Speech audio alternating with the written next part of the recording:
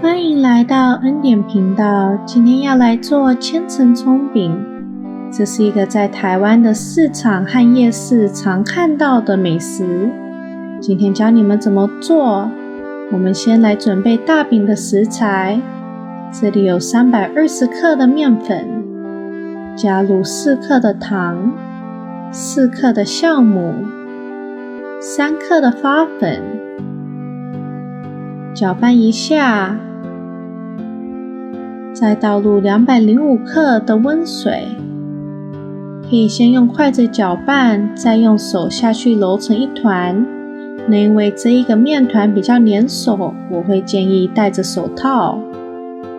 再来，我们要把它盖住，让它发1个小时。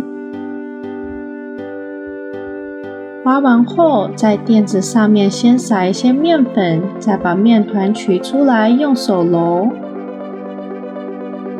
把它盖住，让它醒10到15分钟。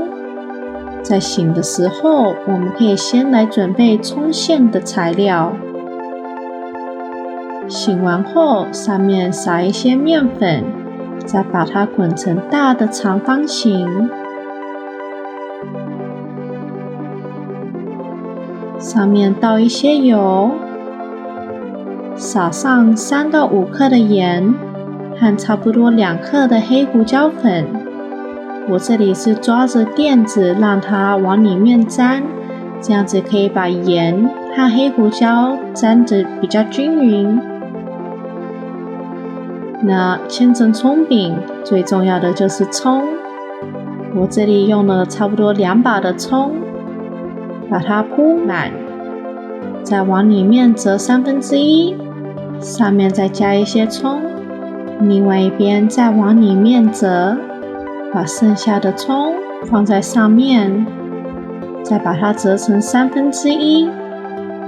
折叠好的时候呢，把边边给捏紧，封起来。可以用手稍微整理一下，再轻轻的往下按压，把它压扁。如果要的话，上面还可以撒一些芝麻。再往下稍微压一下，在锅子里面倒入少许油，把大饼放进去，用中高温的火下去煮，煎到有点上色的时候呢，就可以翻过来，倒入差不多1/4杯的水，把它盖住，焖到水差不多都蒸发的时候呢，两边再稍微煎一下，煎到金黄色，再把边边煎一下。我们这样子千层葱饼就做好了。哇，满屋子充满葱的香气，切开来还可以看到里面一层一层的葱，看起来好好吃哦。